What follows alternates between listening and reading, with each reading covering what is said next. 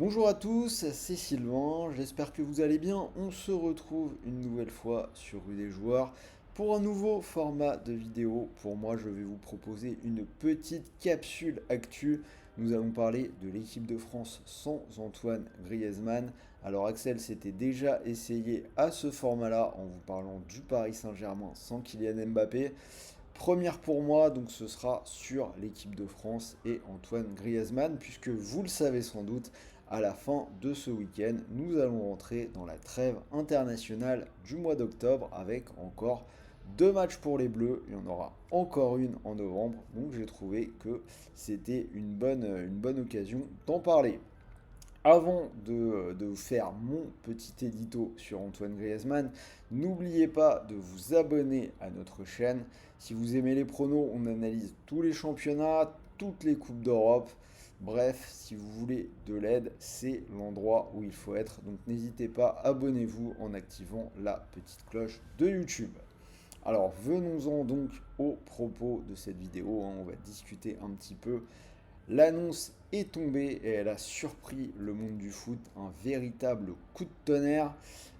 C'était, je crois, c'était lundi sur Instagram, Antoine Griezmann qui poste une petite vidéo où il annonce qu'il prend sa retraite internationale. Donc voilà, surprise un petit peu passée.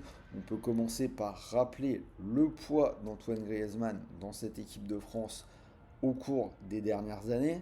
C'est un champion du monde 2018, compétition au cours de laquelle il a marqué 4 buts, finaliste de la Coupe du Monde 2022, euh, où pendant très longtemps il a été pressenti pour être élu meilleur joueur de ce tournoi. Il a vraiment été incroyable. On peut se rappeler de l'Euro 2016, les Bleus sont finalistes. Griezmann marque 6 buts, dont le doublé contre l'Allemagne en demi-finale au Vélodrome. Peut-être le match qui a tout changé, qui a lancé les Bleus de l'ère Didier Deschamps vers les titres.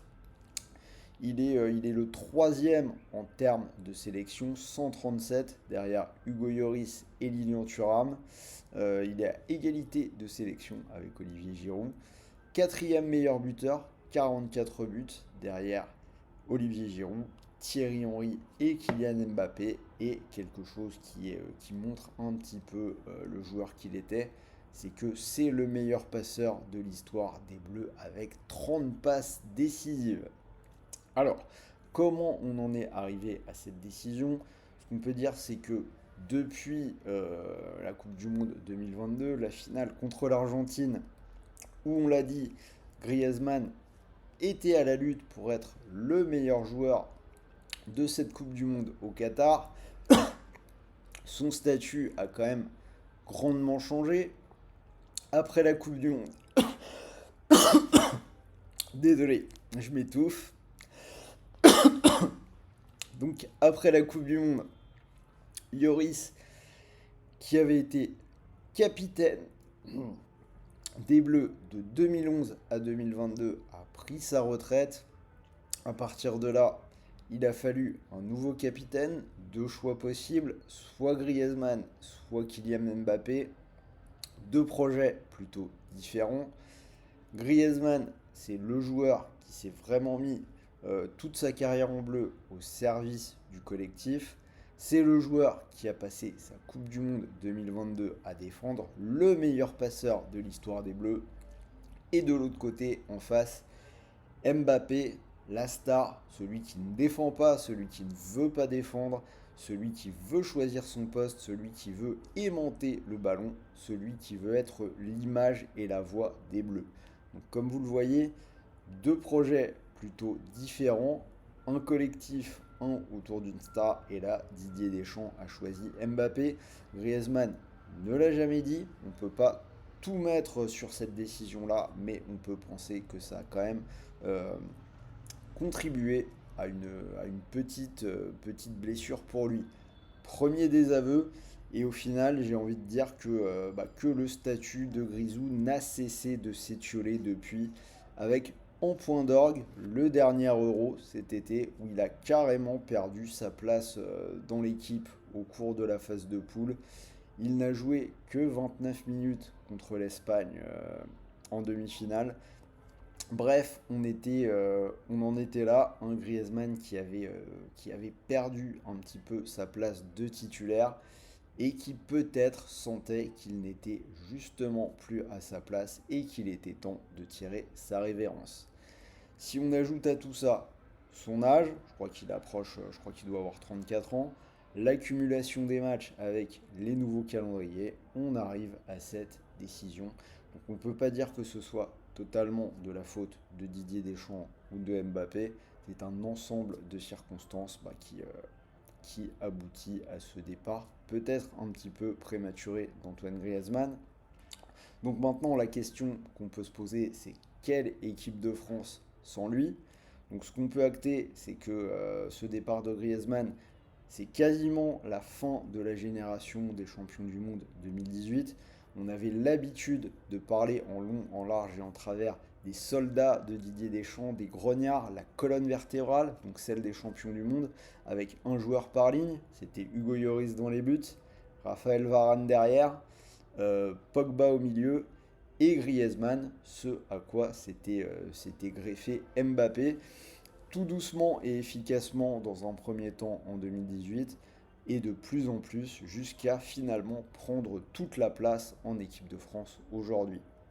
Donc si on regarde, Lloris, Varane, Pogba, Griezmann et Giroud ont tous laissé la place, ils sont tous partis.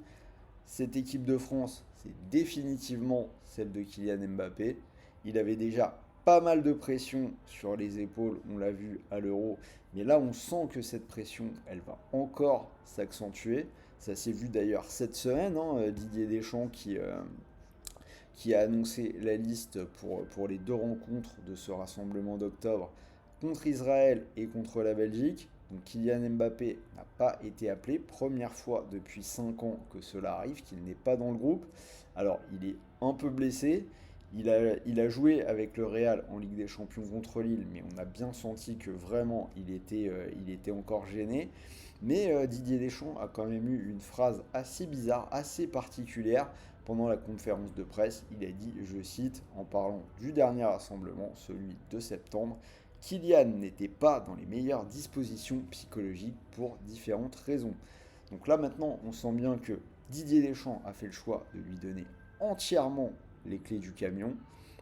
Il va gagner ou mourir avec Mbappé et que la pression sur le joueur du Real devrait s'accentuer.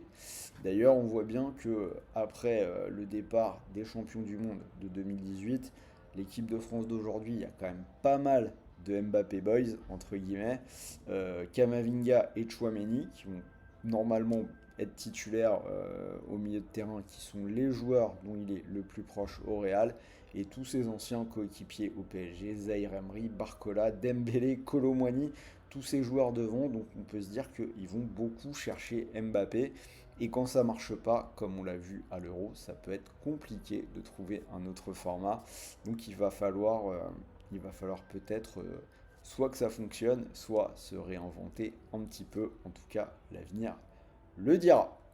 Donc voilà, c'était Sylvain pour mes petits commentaires, petite chronique sur ce départ d'Antoine Griezmann.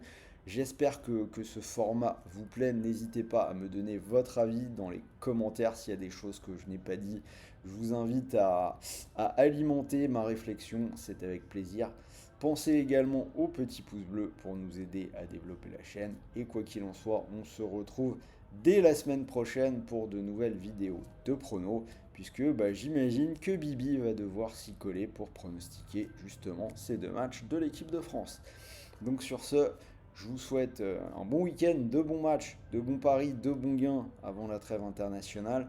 N'oubliez pas, même si là j'en parle pas, les paris sportifs sont interdits aux personnes mineures. Et pour tous les autres, jouez en fonction de vos moyens. Même quand on parle d'actu, c'est quand même important de le rappeler. Sur ce, salut à tous les amis.